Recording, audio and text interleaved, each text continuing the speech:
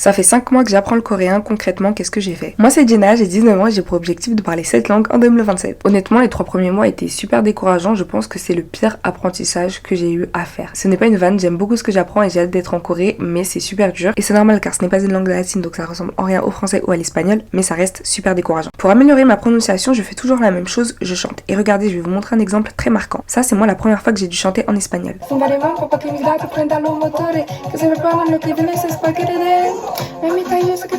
Bref, c'est loin d'être parfait, mais au moins je pouvais chanter. Là, je vais vous montrer la première fois que j'ai dû chanter en coréen.